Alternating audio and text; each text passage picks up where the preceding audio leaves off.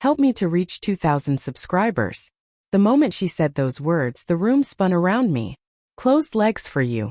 The sentence sliced through the air with a coldness that felt almost deliberate.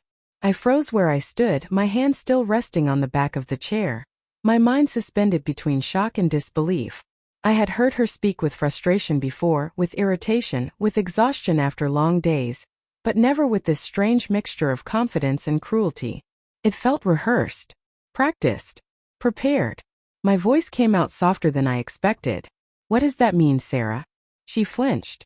Not a big movement, barely noticeable, but I saw it.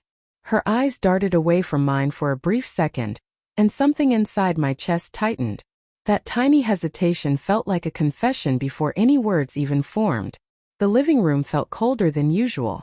The evening sun outside cast warm light across the floor, but none of that warmth reached me. I watched her walk to the window, her arms crossed in front of her chest, her shoulders stiff. Every second of silence stretched like a rope pulling tighter around my ribs. You know what it means, she replied. Calm. Too calm. But I did not know. Or maybe I did and refused to accept it. Denial can be a powerful shield. I watched her reflection in the window. Her throat moved as she swallowed. Her fingers trembled slightly where they clutched her arms. She was nervous. Guilty nerves are different. They vibrate in the air. I stepped closer but not too close. I wanted to give her space, but I also wanted clarity. From you? Why? Her breath hitched. She turned finally, and her eyes were glossy with something she pretended was irritation. Do not make this harder. Please. Just accept that things have changed. The fear inside me shifted into confusion, then into something sharper. Anger mixed with ache. My mind raced through recent moments, trying to stitch together a pattern.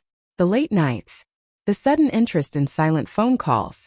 The way she had begun to dress with more care before going to places that never used to matter. The sudden distance she created in the bed we once shared with laughter and comfort. I should have seen it earlier. The small signs were always there, hiding in plain sight. I whispered, changed because of someone? She inhaled sharply. That was the real flinch. The truth she had tried to hold back slipped across her face before a single word escaped her lips. Her mouth opened slightly, then closed again. She looked down at her feet. That was when I knew. I waited.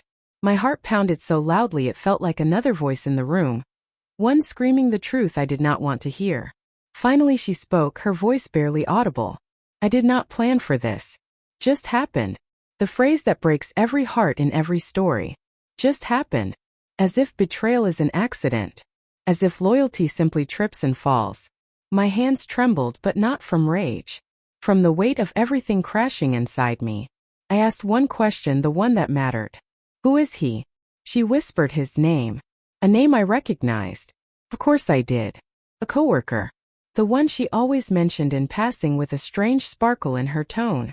The one she insisted was just funny. The one she texted late at night when she thought I was asleep.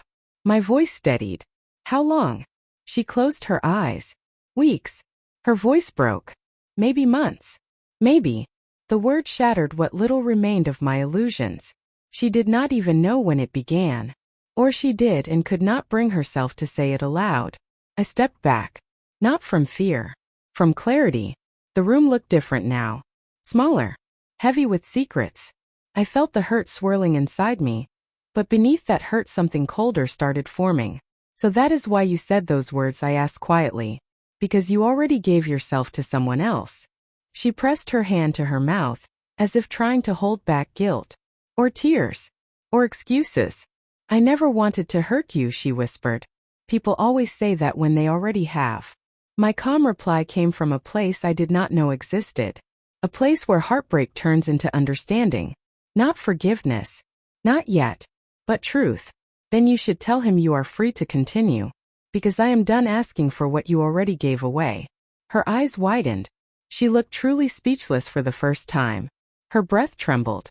She reached for me, but her hand froze mid-air, hovering between us. I did not step back this time. I simply looked at her, really looked at her.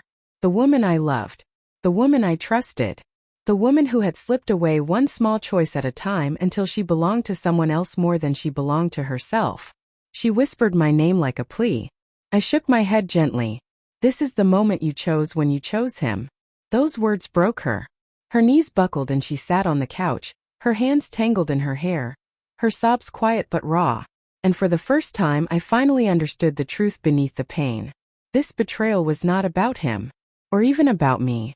It was about her own emptiness, her own confusion, her own need for validation she never admitted existed.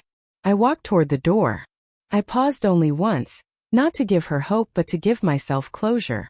Sometimes love still exists inside the ruins but trust does not. And without trust love cannot survive. I left her there in the fading evening light, knowing she would have to sit with the silence she created. And for the first time in months my heart did not feel numb. It felt awake.